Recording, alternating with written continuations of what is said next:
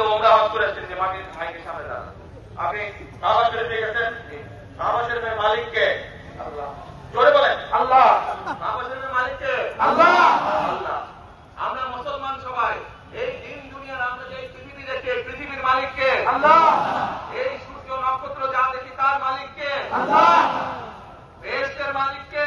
আল্লাহ। দোজখের মালিককে? আল্লাহ। আপনারা সকলেই সাক্ষী দিলেন, দোজখের মালিক আল্লাহ, বেহেশতের মালিক আল্লাহ, এই পৃথিবীর মালিক আল্লাহ, কাবার মালিক আল্লাহ। আরে ভাই, যেটার মালিক আল্লাহ সেটা কি অন্য কেউ দেওয়ার ক্ষমতা রাখে? রাখে না। তাহলে কি দাঁড়ালো? নির্বাচনের আগে একটি দল এই দিব ওই দিব বলছে, টিকিট দিব বলছে না? যেটার মালিক মানুষ না, সেইটার কথা যদি সে বলে এক, সেরে কি করা হচ্ছে? হচ্ছে না? যার মালিক আল্লাহ, যার অধিকার শুধু আল্লাহ একমাত্র, সবকিছুর অধিকার উপরে আল্লাহর অধিকার।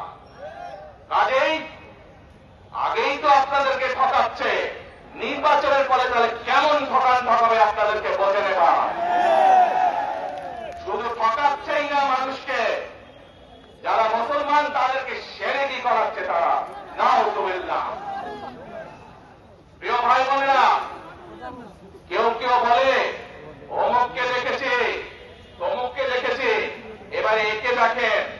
প্রিয় ভাই বোনেরা, 1971 সালের যুদ্ধ, যে যুদ্ধে লক্ষ মানুষের প্রাণের বিনিময়ে এই দেশ স্বাধীন হয়েছে, আমাদের এই প্রিয় মাতৃভূমি, সেই মাতৃভূমিকে স্বাধীন করার সময় অনেকের ভূমিকা আমরা দেখেছি, যাদের ভূমিকার কারণে এই দেশের লক্ষ লক্ষ ভাইয়েরা শহীদ হয়েছে, এই দেশের লক্ষ লক্ষ মা বোনেরা তাদের সম্মান হানি হয়েছে। কাজে তাদেরকে তো বাংলাদেশের মানুষের মধ্যে দেখেই নিয়েছে। এখন প্রিয় ভাই বোনেরা, এই কুফরির বিরুদ্ধে, এই হঠকারিতার বিরুদ্ধে, এই মিথ্যার বিরুদ্ধে আমাদেরকে ঐক্যবদ্ধ হতে হবে।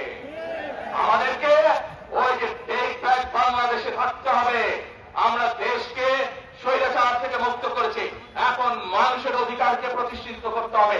শুধু ভোট, শুধু কথা বলার অধিকার প্রতিষ্ঠিত করলে হবে না, মানুষকে স্বাবলম্বী করে নিজের পায়ে গড়ে তোলার ব্যবস্থা করতে হবে। প্রত্যেকটি মানুষ বাংলাদেশে মানুষ যাতে ঠিকভাবে, ভালোভাবে খেয়ে পড়ে বেঁচে থাকতে পারে, প্রত্যেকটি মানুষ যাতে নিরাপদে রাস্তায় চলতে পারে, সেই ব্যবস্থা করতে হবে। সেটাই হচ্ছে টেক ব্যাক বাংলাদেশ।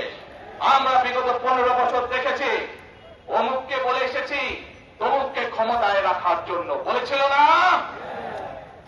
সেজন্যই বলেছি, দিল্লি নয়। আমরা দেখেছি যারা 71 সালে ছিল তারা কাদের সাথে লাইন দিয়েছিল, যাদের কথা একটু আগে বললাম, যারা মিথ্যা কথা বলে ঠকাচ্ছে মানুষকে, আমরা দেখেছি তাদের আস্তানা কোথায়। সেজন্যই বলেছি, যেমন দিল্লি নয় তেমন পেন্ডি নয়, নয় অন্য কোন দেশ। সবার আগে